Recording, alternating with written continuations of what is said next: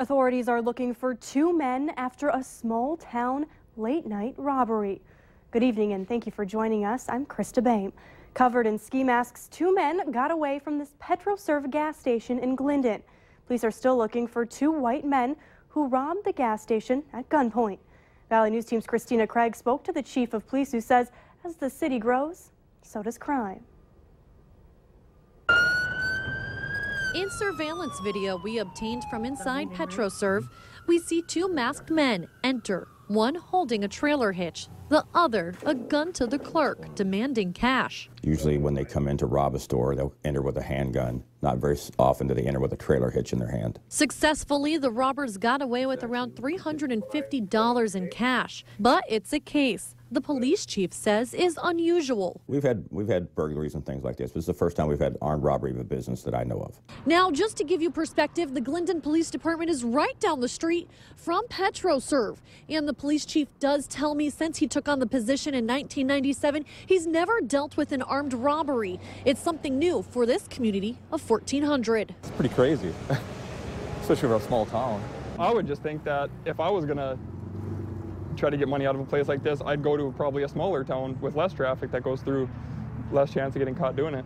You know, Fargo-Moorhead's probably more common, but not smaller towns usually, but like anything else, it's getting worse all the time. Chief Klein points to the economy and says as the city continues to grow, high-profile crimes could climb. With Moorhead 10 miles away and limited officers, it's vital for stores to take security measures of their own. They did hit the panic alarm immediately, which is good. There's some other issues or items they can do to help with this. Have the panic alarm attached to the door so they can lock immediately. And to make sure all of the video cameras are in working order, which not all were when needed the most. In Glendon, Christina Craig, Valley News Live. Glendon's police chief says at this time they have no leads. From the video, they assume the man holding the gun is white, around 6'4" and about 250 pounds. A yellow car was spotted leaving the scene. If you have any information, you're asked to call Glendon Police at 218-498-2727. And as we climb our way to warmer temperatures, more and more people are heading outside to enjoy it. A great day to skateboard, jog, or just stroll downtown. Let's turn it over to meteorologist Lisa Green to see if days like these are sticking around. Lisa? Thanks, Krista. We had 40-degree temperatures in southeastern North Dakota for the second time in a row today, and there's more to come. Here's a look at our current temperatures now. 39 degrees in Fargo, 39 in Oaks as well. That was the warm area. The area is mainly snow-free, so when the sun beats down on it, we can see those temperatures rise rather quickly. Much colder to the north and east. Temperatures there in the 20s, 25 in Roseau and 27 currently in Thief River Falls, but that's still relatively mild for this time of year. One concern we have, just like last night, a chance for a little bit of snow, maybe even a little light mix moving through. This is mainly along Highway 2 and north of there, approaching the Grand Forks area right now. So just be aware of that. Another little dose of snow in the northern valley. Through the rest of the evening hours, we're going to watch those temperatures again sliding back into the 30s and dipping below the freezing mark overnight, but we're not going to drop much this evening. It's going to be pretty mild, and with that, again, a sprinkle perhaps in the southern valley and a flake up in the northern valley where it's a little cooler.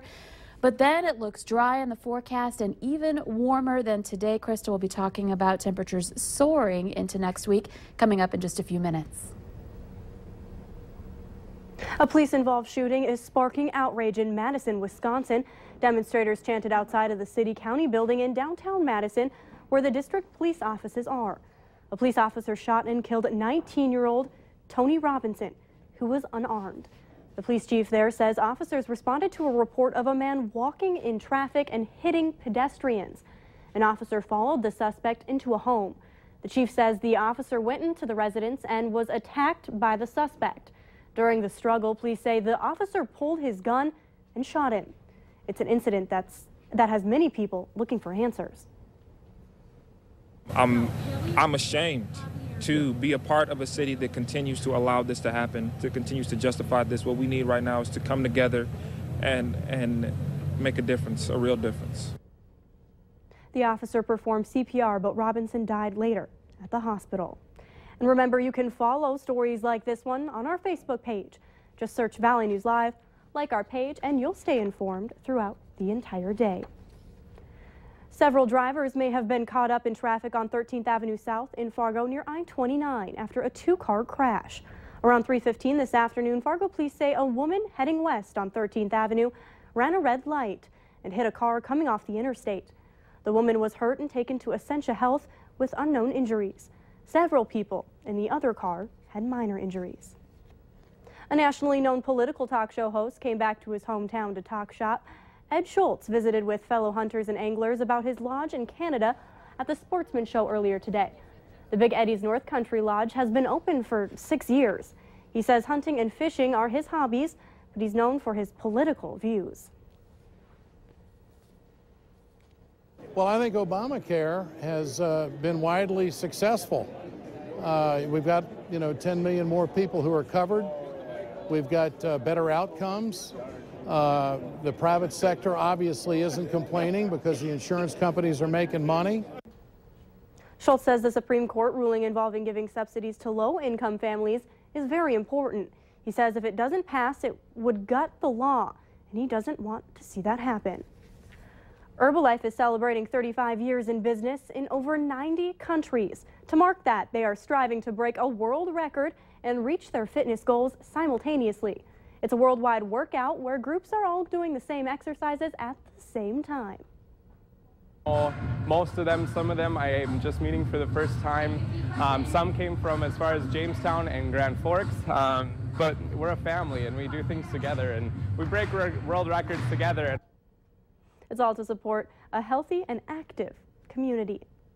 In sled hockey, it's part of a local group's goal to help break down barriers for children with disabilities. Teams as far as Winnipeg and Minneapolis come to compete against Hope Hurricanes. Hear from one family who travels miles for their two boys to play tonight on Valley News Live, 10 at 10. Today marks 50 years when Bloody Sunday unfolded along a bridge in rural Alabama. A peaceful march met with violence. History often refers to what happened as the last revolution of the civil rights movement. But as many who were here then and are back today will tell you, it was far from the last step in their journey. Jay Gray is there with a closer look. I don't feel no way tired.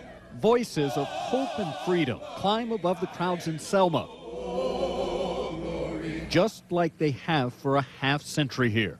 It was 50 years ago today, a group of peaceful protesters marching for equality, including the right to vote, were violently turned back as they tried to cross the Edmund Pettus Bridge. We were beaten, tear gas. Some of us was left bloody right here on this bridge. Congressman John Lewis was a foot soldier on the bridge that day. I tell you, it's good to be in Selma one more time. Back with tens of thousands, including former President George Bush, First Lady Laura, and close to 100 members of Congress, to remember what happened here and how far those difficult first steps have carried our nation. If someone had told me when we were crossing this bridge that one day I will be back here introducing the first African-American president, I would have said, you're crazy, you're out of your mind, you don't know what to talk about. President Barack Obama. Celebrating Lewis and those who marched here as heroes, the president stressed the journey is not over. We honor those who walked so we could run. We must run so our children soar. Following in the footsteps of those who came before them, the president and his family walked across the infamous bridge this afternoon. They'll be followed by thousands tomorrow during what's become an annual march to remember here. Jay Gray, NBC News, Selma, Alabama. Just like 50 years ago, there will be a service at the Brown Chapel before tomorrow's symbolic march. Later on Valley News Live at 6, have you ever accidentally gotten too close to water with your phone? Apple may have the answer to ease your mind. And it was another mild day today, a high of 43 degrees in Fargo. Average is 31, and we'll continue to watch those temperatures on the positive side of average. In fact, even warmer coming up in the forecast. I'll have your details coming up right after this break.